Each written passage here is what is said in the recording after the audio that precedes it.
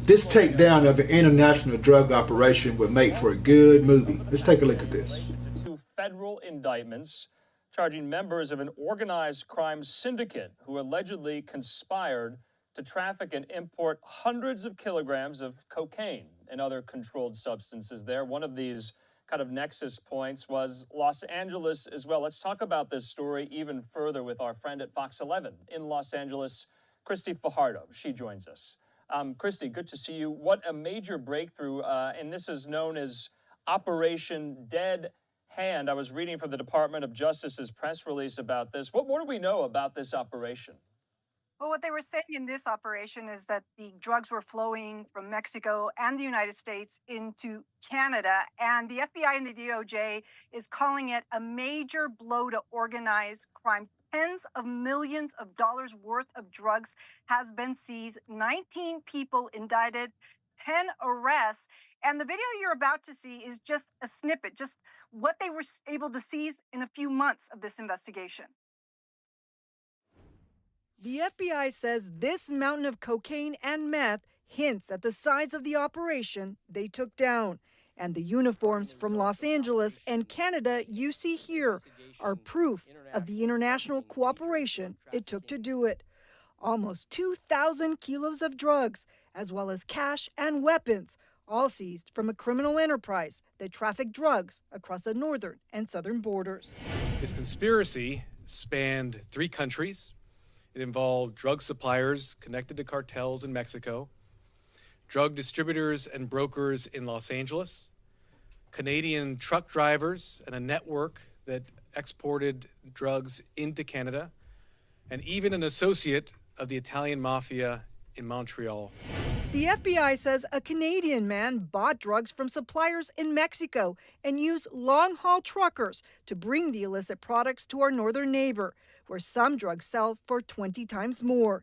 He's now in custody, but law enforcement in 3 countries, as well as right here in Los Angeles, are looking for 7 others, including the faces you see here. We will not stop in our pursuit of criminal activity and will continue sharing knowledge, technical expertise, and intelligence. We know that hardcore drugs are causing immeasurable damage in our community. We see its effects on the streets every day. Proof of that, they say, is the carnage in the high desert last week. The shootout near El Mirage left 6 people dead, and San Bernardino County Sheriff's investigators say it appeared to stem from a dispute over marijuana. I think, in speaking in general terms, what we know now is that this is a violent business and that the folks here are unconcerned with taking life if it gets in the way of their profits. As for the presser here in Los Angeles today, they say some of those 7 fugitives do have ties to the greater Los Angeles area, and the LAPD, as well as law enforcement in 3 countries, is actively looking for those fugitives. Back to you. Yeah, I mean, Christy, when you think of how, all-encompassing and wide-ranging this investigation and operation was, it kind of tracked not only Los Angeles, Sacramento, Miami, Odessa, Texas, Montreal, Toronto, Calgary, Canada. Makes you wonder, how long something like this has been in the works from law enforcement as well. And then when you hear the term organized crime syndicate, you kind of think of like a James Bond movie, but this is real.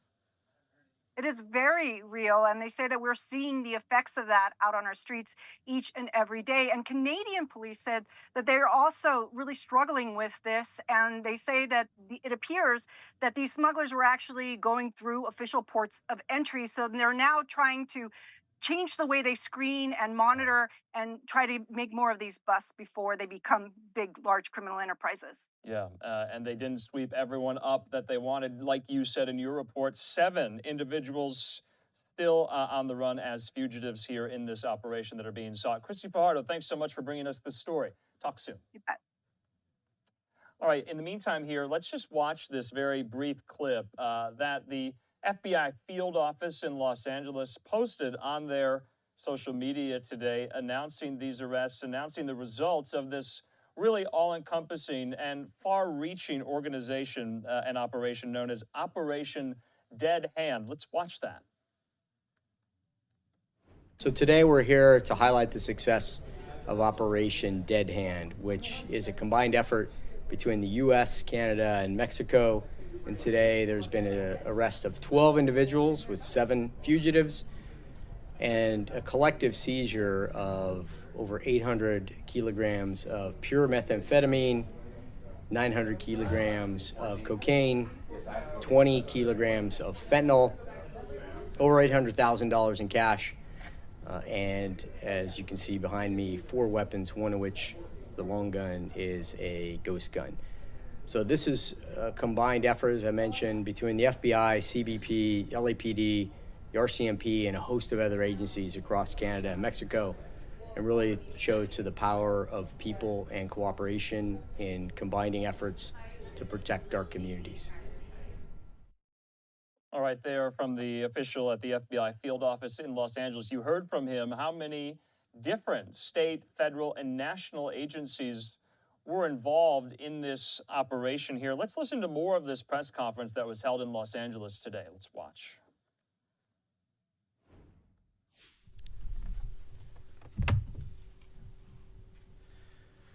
Thank you, Assistant Director in Charge Alway, and good morning, everyone. My name is Martin Estrada. I'm the United States Attorney based in Los Angeles.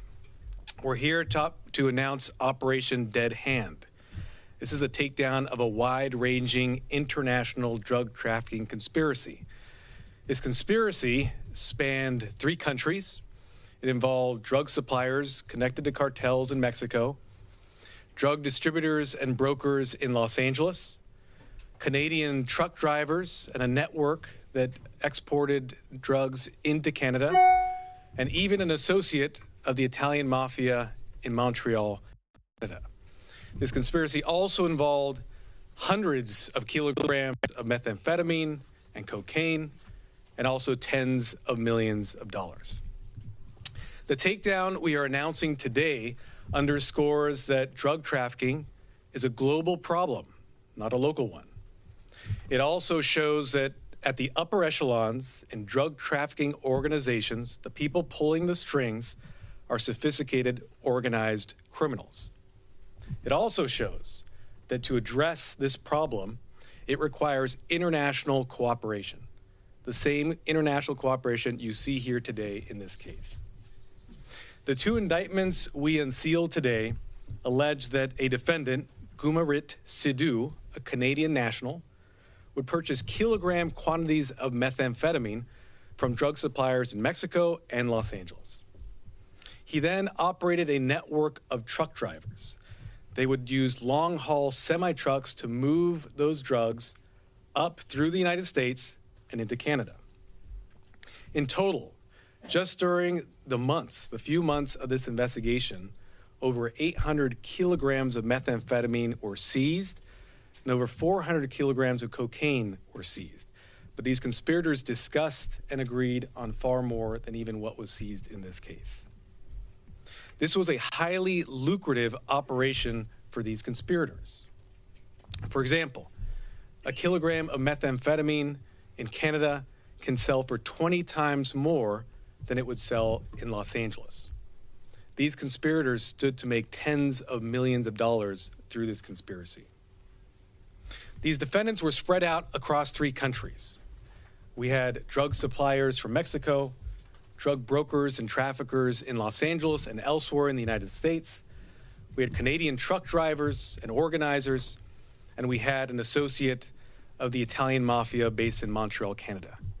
But united all of these individuals was greed. The fact that they made their money by trafficking in poison didn't matter to them. All that mattered was their bottom line.